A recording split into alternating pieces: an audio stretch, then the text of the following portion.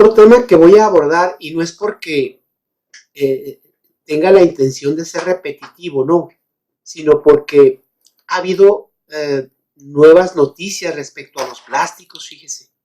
¿Qué le parece a usted? Y pues todavía seguimos observando las bolsas, seguimos observando muchos accesorios de plástico y como que las leyes no están, digamos, cumpliéndose debidamente. Esto no debe desanimarnos.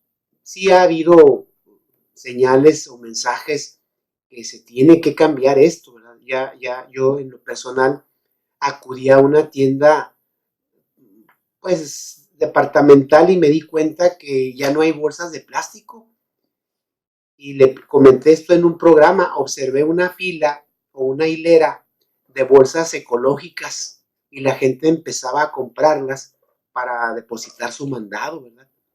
Esto habla bien, pero no en todas las tiendas se está viendo esto, ¿verdad? Quizá porque están eliminando las bolsas que les quedaron, ojalá y eso sea, o bien simplemente no tomaron en cuenta la legislación y cuáles sanciones, ¿no? Entonces, así está el panorama en corto, ¿verdad? Pero ya en grande, a nivel nacional, sí se están haciendo muchos esfuerzos. Usted habrá escuchado que mucho del plástico que se está reciclando se está aplicando para pavimentar avenidas, fíjese, ¿qué le parece? Y se están sustituyendo plásticos por materiales biodegradables y se obtienen de productos naturales, de productos orgánicos. ¿Verdad? Esto lo habrá escuchado usted o lo habrá visto. Bueno, se está avanzando, ¿verdad? Quizá no al tiempo que quisiéramos, pero yo siento que sí, el ciudadano sí está reflexionando ante esto, ¿verdad? Vamos a ver algo de los plásticos.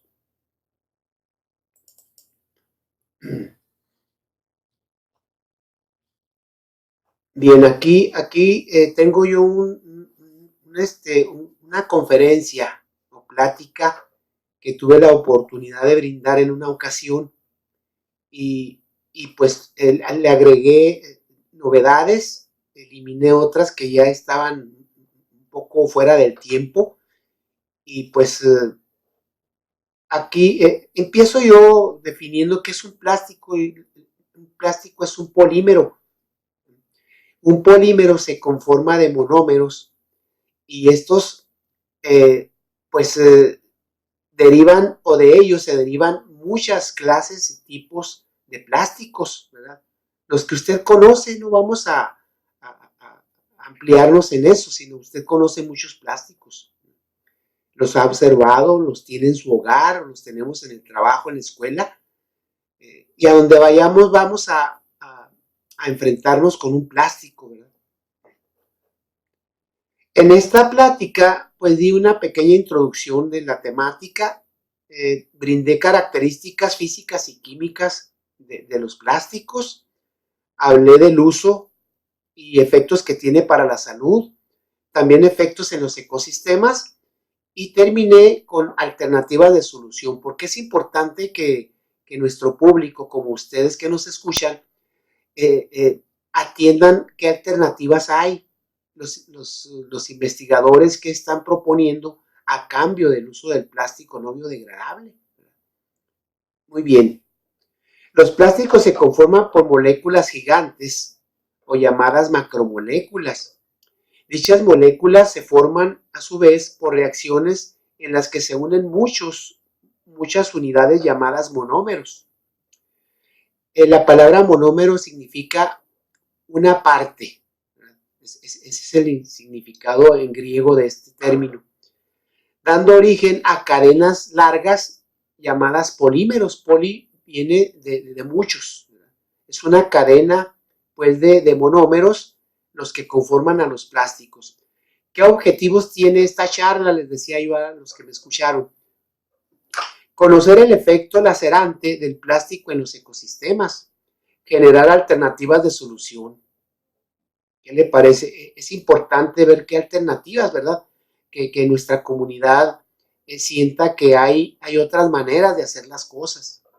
Los polímeros pueden ser naturales, que provienen de los animales y vegetales, como en este caso sería la celulosa, el almidón, proteínas y ácidos nucleicos.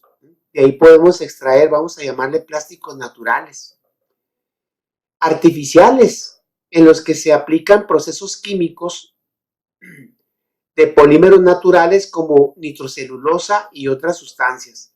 Y también sintéticos, que es el problema central, ¿verdad? Los sintéticos se logran por procesos humanos a partir de materiales de bajo peso molecular, como el nylon, ¿verdad? El nylon, usted y yo habremos vestido de ese insumo en épocas pasadas y todavía en la actualidad se utiliza. También el polietileno, el cloruro de polivinilo, ¿verdad? Y otros más. La mayoría de los plásticos que se fabrican hoy son derivados del petróleo. Son 3 las clases de plásticos, una clasificación de muchas que hay, pero esta es la más importante que yo consideré. Termoplásticos, ¿cuáles son esos? Son los que se deforman por la acción del calor. Vienen otros, termoestables. Cuando se fabrican y tienden a degradarse, no adquieren su forma original. Y finalmente los elastómeros son plásticos que se estiran y vuelven a su estado original. Es una clasificación que dan los investigadores. Ahora, características físicas y químicas de los plásticos. Aquí entra pues esa propiedad o esa cualidad. Vamos a ver aquí. Esta es una imagen que usted habrá visto en las playas, ¿verdad?, de México y de otras partes del mundo, porque esto no es privativo de nuestro país. Vea usted.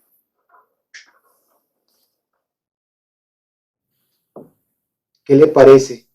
Esto, dice uno, bueno, allá en el mar, en las playas, no. También aquí en la ciudad, cuando después de una lluvia, verá usted las coladeras o resumideros, gran cantidad de plásticos, amén de otro tipo de basura, ¿verdad? Ahora, los termoplásticos, les voy a dar algunos ejemplos y algunas características sencillas. El PVC, ese que usted ve, son tubos, ¿verdad?, muy importantes porque antes se usaba el barro, ¿verdad? Y esto hacía que el agua de alguna forma saliera fuera de su cauce, ¿verdad? O bien el barro cumplía su función en tiempo y problemas en los drenajes de los hogares, ¿verdad? Y el PVC vino a solucionar esta problemática.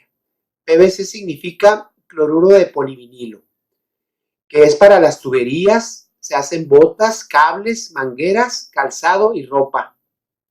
O sea que no nada más es los tubos que vemos en los hogares. El poliestireno, de este se derivan envases. El metacrilato, de los que se fabrican faros, carteles y gafas para protección. El nylon, del que le hablé hace un momento, se elaboran cepillos, hilos de pesca, raquetas y tejidos para la ropa, fíjese. El celofán, se elaboran cintas para embalaje, o sea, para envolver, envasados y empaquetados. Los termoestables, aquí hay ejemplos, el poliuretano, muchos de estos usted los ha escuchado, o los ha visto. Se fabrican colchones, esponjas sintéticas, barnices y pegamentos. Las resinas fenólicas, se elaboran carcasas para electrodomésticos, asas y mangos. Electrodoméstico es el que usted y yo usamos en la licuadora, en la tostadora de pan, el microondas, ¿verdad? Tan criticado hoy en día porque está generando problemas. En fin. La melamina, se elaboran aislantes y neumáticos o llantas para automóviles. Y vienen finalmente los elastómeros, que son el caucho natural. Se fabrican componentes para coches, tuberías y esponjas. Ahora, en relación al uso de derivados de plásticos, así como efectos a la salud, se consideran los siguientes. Escuche usted bien esto es muy importante porque lo tenemos a la mano. Los PET, habrá escuchado usted ese término, significa polietilén tereftalato. Ahí disculpe usted la química, ¿verdad? Pero así se debe señalar esto. Se produce a partir del ácido teraftálico y etilenglicol. Usos: envases de refrescos es lo que abunda, ¿verdad? En extremo.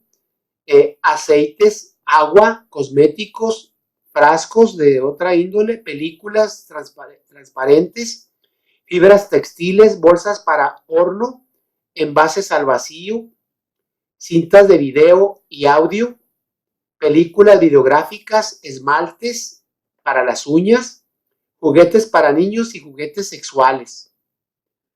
¿A qué está vinculado? O sea, ¿cuáles son en el aspecto de salud, qué es lo que nos daña de este producto? Malformaciones genitales, descenso de testículos, partos prematuros, anormalidades fisiológicas y problemas de desarrollo intelectual. Claro que estos problemas no crea usted que se adquieren de la noche a la mañana, sino por el uso digamos, en el tiempo de los productos. Otro más, el PEAD, polietileno de alta densidad, así se le llama comúnmente.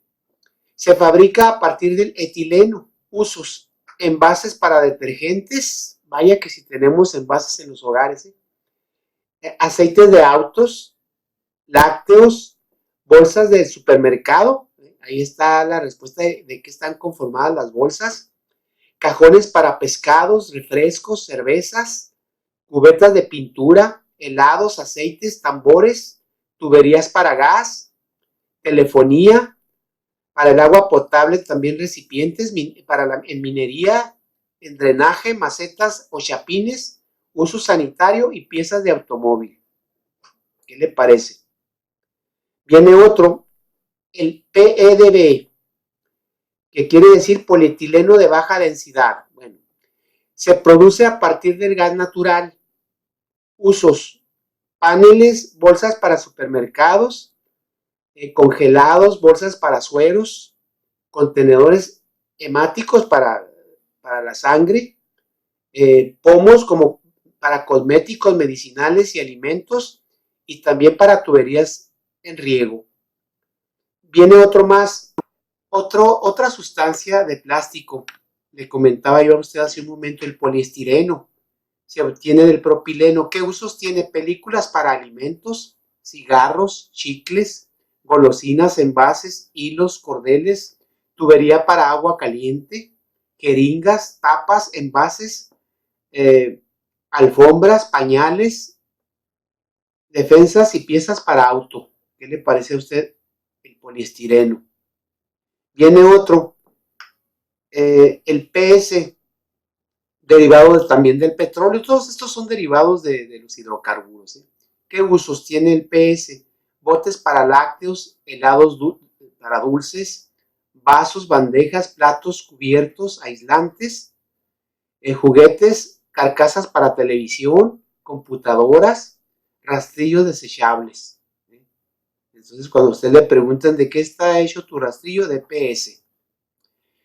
Viene otro, el bifenol. Este sí trae algunos problemas de salud. ¿Qué usos tiene el bifenol? Para elaborar biberones, botellas para el agua, dispositivos médicos, el CD y el DVD se fabrican con este producto, y electrodomésticos en general. Problemas de salud: desequilibrio hormonal, abortos, endometriosis. Este problema de la inflamación del endometrio se está estudiando bastante, no crea que todo se sabe, sobre todo en reproducción asistida, ¿verdad?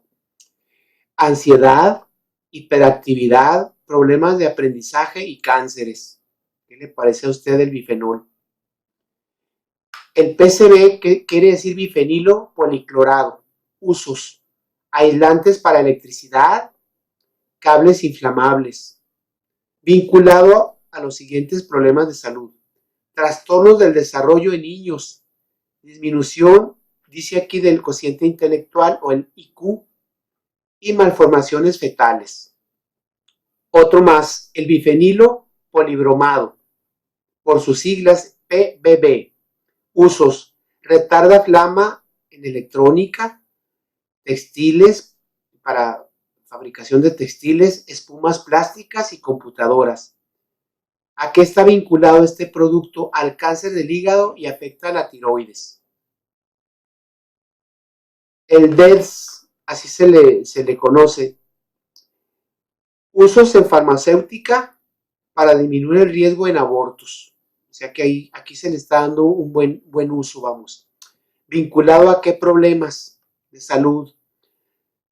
Adenocarcinoma vaginal, embarazos ectópicos, o sea, fuera del lugar, intersexualidad, cáncer de mama, cáncer de testículos y cáncer de próstata. Aquí vamos a ver una imagen de algunos utensilios de cocina. Observe usted.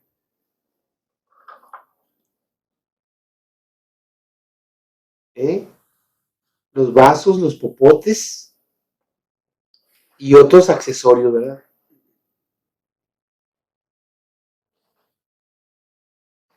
Efectos en los ecosistemas. Cada momento se torna más difícil de vivir en una playa con algas y conchas. La belleza del paisaje se ve manchada por botellas de plástico, bolsas de basura y otras. El origen de esa basura es humano, indiscutiblemente. La basura de las playas de Cozumel, escuche usted, proviene de África y Europa. O sea que se dispersan a través de los mares y océanos a muchas partes del mundo. En Baja California se encuentran plásticos que provienen de Japón. Las corrientes marinas son aguas en movimiento y en dirección definida. El viento, diferencia de temperatura del aire y agua, la sal, generan corrientes marinas. También influyen en la dispersión del plástico en los mares. Bueno, aquí estamos hablando en esta imagen que le voy a mostrar de los 5 continentes que le llaman los científicos manchas de plástico. Y le llaman continentes por digamos, la extensión y profundidad que tienen estos lugares hechos de plástico por el ser humano. Y los continentes así: mancha del Atlántico Norte, mancha del Atlántico Sur, mancha del Pacífico Norte, mancha del Pacífico Sur y finalmente mancha del Océano Índico. Y vea usted en este mapa cómo se ven los continentes de plástico.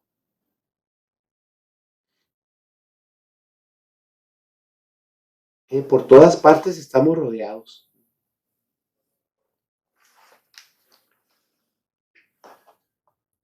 Dice aquí, a mediados de los años 80, investigadores de la Agencia Nacional de los Océanos y la Atmósfera de los Estados Unidos predijeron la probabilidad de que la basura que flotaba en el Océano Pacífico se acumulaba en el sistema formado por el Pacífico Norte de California Ecuatorial y del norte y otros países. En 1990, los oceanógrafos, aquí vienen los nombres Curtis y James, de esta organización que es la Agencia Nacional de Océanos y la Atmósfera de los Estados Unidos, descubrieron objetos flotantes de plástico, las famosas manchas de basura. Y ellos fueron los que les dieron nombres de las manchas del océano que le mencioné hace un momento, ¿verdad? Son 5 manchas enormes que tiene nuestro planeta de plástico. En 1997, el oceanógrafo Charles Moore descubre bolsas de plástico, redes de pesca y otros desperdicios de plástico. Fíjese usted el año, en 1997, es muy reciente. La zona es 2 veces el tamaño de Texas. En ese momento esa era la superficie, pero le aseguro a usted que ya creció esta superficie. La llamó gran mancha de basura y la mayoría de esa mancha eran pellets.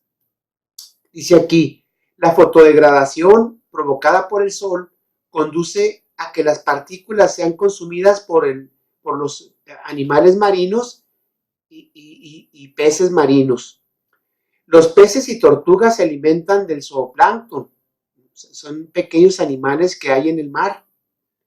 Suele acumularse, escuche usted, DDT, que es un insecticida prohibido ya en más de 30 países del mundo. Pero este se ha visto en los plásticos. Fíjese cómo la naturaleza de pronto une sustancias químicas, ¿verdad? Y esto pues potencia más el problema. En el mes de julio del 2017, el mismo Capitán Moore anunció otro encuentro de una mancha de basura, pero ahora en el Pacífico Sur. Esta mancha tiene una superficie similar a México, lo que indica que dicha mancha de desechos plásticos seguirá creciendo en el futuro. En el mundo se producen hasta el 2015 unos 322 millones de toneladas de plástico resistentes a la degradación. ¿Qué le parece a usted estas notas, estos datos?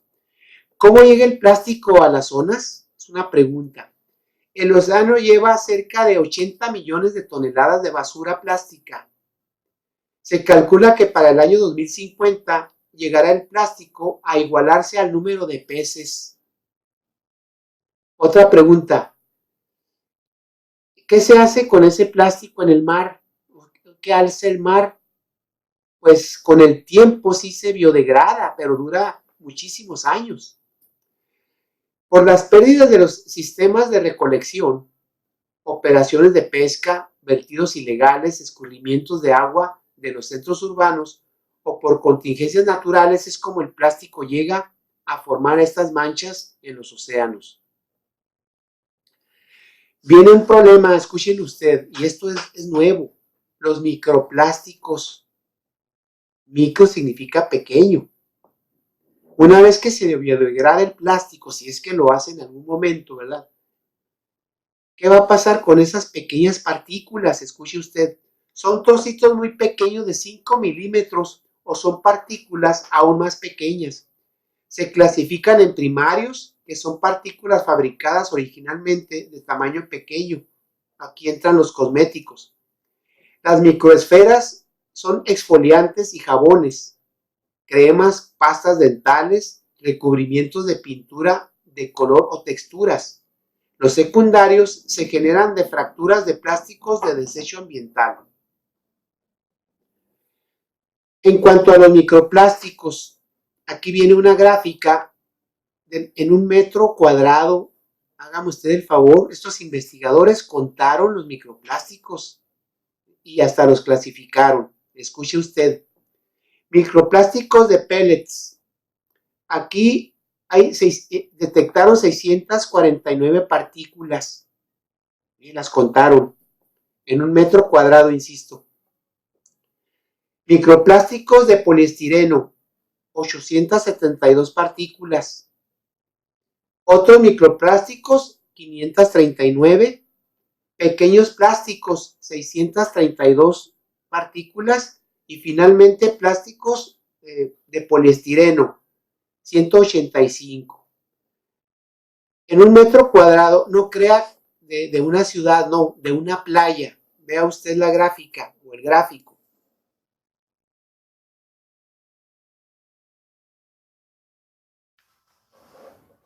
¿Qué le parece?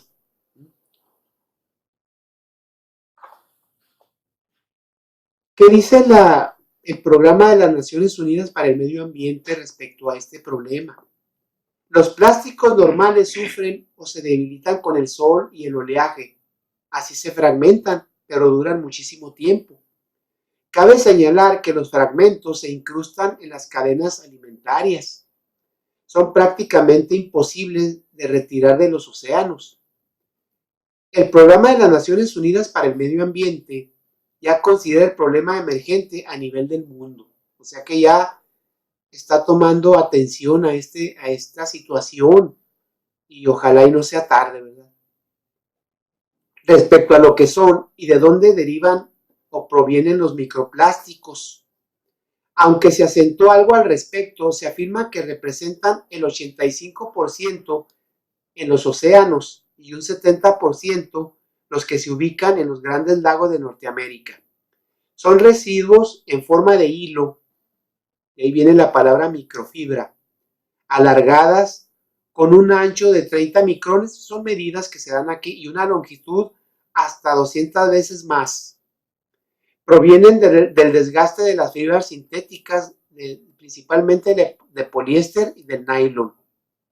¿Qué le parece? Es un origen, ¿verdad? Debe haber otros. Estas fibras abundan desde 1938. Se refiere al nylon. Igual que la lana y la seda. Tienen mucho tiempo, pues, usándose. Se usaban en cepillos dentales y medias para mujer. En la Segunda Guerra Mundial se usó para cuerdas de los paracaídas. En 1950 se inventó el poliéster, o más, bueno, sí fue un invento. La mezcla viscosa es el tereftalato de polietileno, que es del PET, para uso de envases desechables. O sea que estos datos, estos años, pues son, digamos, son los que han dado origen a pues al uso de estas sustancias, de estos plásticos. Las fibras sintéticas representan el 60% de la producción mundial, principalmente el poliéster ocupa un 50%, seguidas del algodón con un 30% y la lana, como el rayón. En el caso del rayón, que de él se hacen vestimentas, ocupa el 10%. Del poliéster se derivan los microplásticos del mundo. Las fibras y microplásticos son ingeridos por la fauna marina, como la langosta, que la consume, diga, este plástico, hágame favor usted, el 62%. Los anélidos, que son los gusanos anillados, estamos hablando del mar, también los consumen igual que los cangrejos. Según estudios, los microplásticos regresan a la masa a través de la sal y el agua embotellada. Perdón, a la mesa. En la mesa en donde estamos compartiendo después la sal y el pan, ¿verdad? Ahí podemos tener estas sustancias en los alimentos, ¿verdad? Porque, como dije anteriormente, forman o se incrustan en la cadena alimentaria. Entonces, si usted está comiendo un atún, por ejemplo, ¿quién le garantiza en un momento dado, verdad, que no tenga un microplástico? Bien, también en las ostras, sardinas, almejas, pescados, puede contener esto. Dije puede contener, no es obligado que así suceda. Por favor, no se alarme, ¿verdad? Hay que consumir atún, consumir pescado, adelante. Pero bueno, con esa reflexión, ¿verdad? Hasta dónde está llegando, pues, el ser humano ante estas situaciones. Un nuevo descubrimiento de microplásticos es que son fuente de otros tóxicos, de pesticidas, de solventes, colorantes, retardantes de flama, estabilizadores, detergentes y otros más. En México se desechan 740,000 toneladas de textiles al año, según datos de 2019. Digamos, esta fecha es muy reciente. Y aquí vemos, ¿verdad? Una familia, pues en una comida común. Vea usted cómo hay unos utensilios de vidrio, que es a lo que tenemos que llegar, ¿verdad? Los platos de peltre, aquellos que nuestras madres y nuestras abuelas usaban. Tenemos que regresar a eso, créanmelo. Aquí está otra imagen, vea usted cómo. Esto no es novedoso para usted lo vivió, estoy seguro, ¿verdad? Hay que regresar a ello, créanmelo.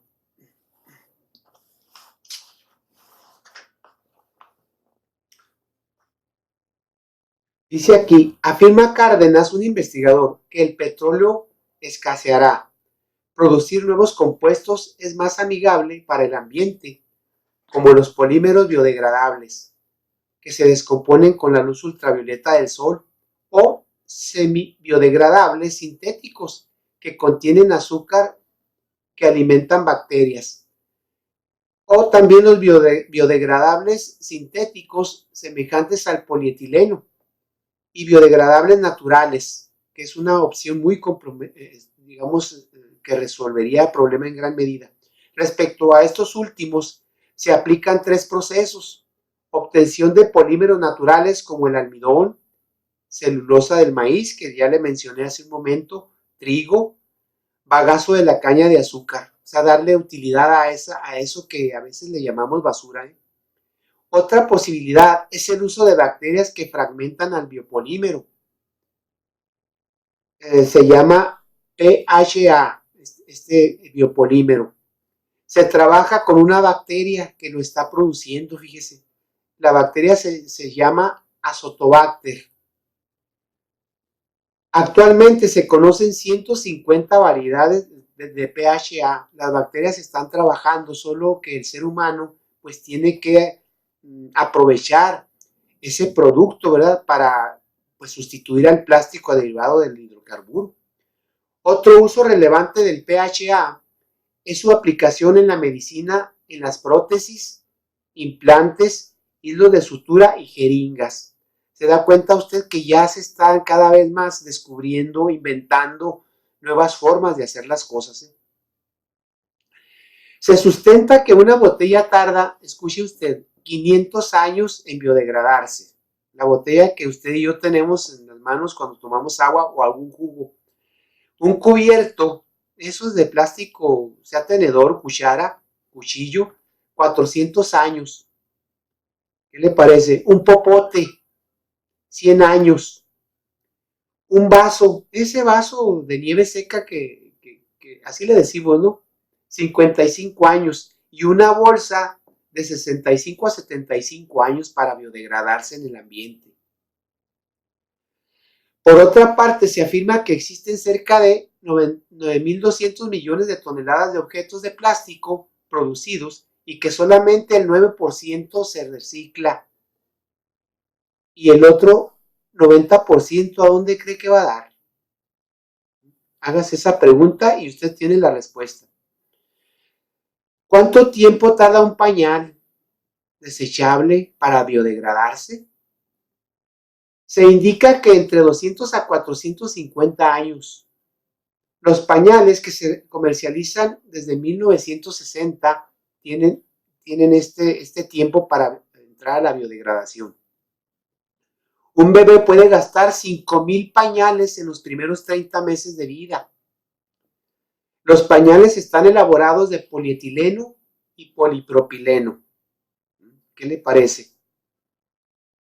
En Irlanda, México, España, Alemania, Francia, Escocia, Argentina, Australia, Taiwán y Estados Unidos y Gabón son algunos de los países donde ya se está prohibiendo en gran medida el pañal desechable, sustituyéndolo. Aquí no se trata de eliminar algo y no ver una respuesta, se trata de una sustitución, que se comprenda bien esta situación, ¿verdad? Sustituirlo por otros que se biodegraden más con menor tiempo.